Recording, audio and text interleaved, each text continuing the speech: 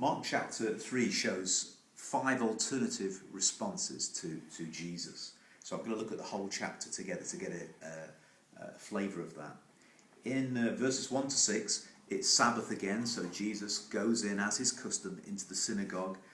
But it says some of them were there looking for a reason to accuse him. And there's a man with a shriveled hand, and the question is, will he heal him or not? Because healing is a kind of work, so it would contravene the religious sensibilities of the Pharisees and other people that are there. So you can see a kind of whole cauldron of bubbling emotions on display. You've got there this furious, determined legalism and a resentment against Jesus. Who does this man think he is, coming in here, offending us in this way? And it blinds them to the fact, the need of this man with a shriveled hand. And then Jesus is filled with compassion for this cripple and angry at their gross stupidity. See, what do you think God wants to do in this situation? What do you think God wants to do here? And he says, what is the real Sabbath-keeping activity? Is it to save life or to kill? And of course, they're there, it says in verse 6, plotting to kill him. And so the inference is he's there to save. So he draws the man to the front. Don't you love this? He draws it where everyone can see him. He makes this word, he gives this word of life, of kingdom. And then he heals the man. He heals him. And in a sense, it's not the man who's shriveled, it's the people. And shriveled people shrivel people. That's what they want to do to Jesus. They're unwilling to receive what Jesus is giving. They're unwilling to accept Jesus, except on their own legalistic terms. It's a sad story, and it still persists.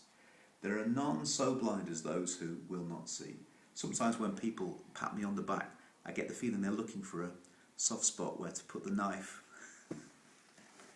By way of a sharp contrast, you've got the second group, verses 7 to verse 12.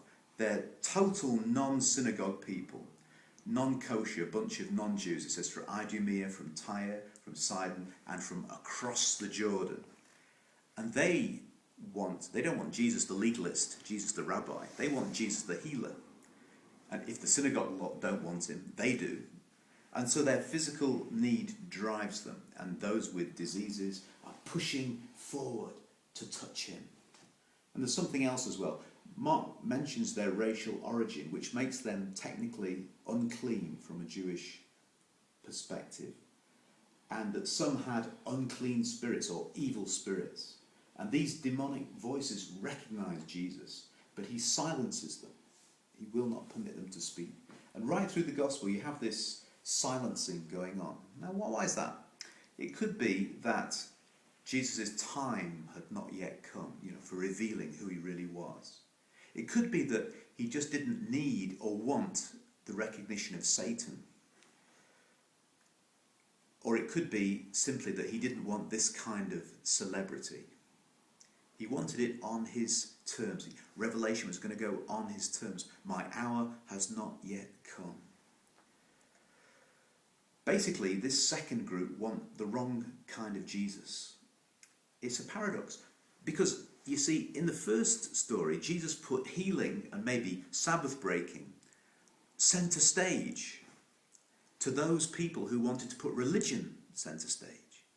But to these people who want to put miracle and deliverance centre stage, he silences them.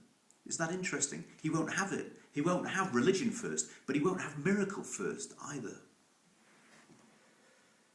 The third group, verses 12 to verse 19, shows what's really going on here. This is Jesus' choosing of the 12. This is so wonderful. Presumably they're chosen from a larger group, and they're chosen as those he chose to be with him, and that he might send them. So you've got that paradox of intimacy and sending. So you can't have the sending without the intimacy. You can't have the mission without the prayer and worship and closeness to God. And the paradox is it's only those who have intimacy with Jesus can be sent from Jesus. And it's a paradox we often ignore to our loss. And they're sent, just as Jesus is sent, to preach and to have authority over demons. And then they're named formally. Jesus is choosing. And you see this inner circle with these nicknames, like, Peter could be translated Rocky, and the Sons of Thunder, Thunder Boys. It shows a kind of affection born of relationship. But the list also includes Simon the Zealot. And zealot could just be translated the enthusiast, like the nutter. Or it could even be freedom fighter. It could be a nickname, or it could be a sober descriptor. And you've got Judas the traitor. No nickname there. But still, Jesus is choosing. And it's a wonderful statement of God's choosing never overrides our choosing of our own destiny, for better or worse. The fourth group, verses 20 to 30, heightens the conflict from verse 6, when they took counsel how to kill him.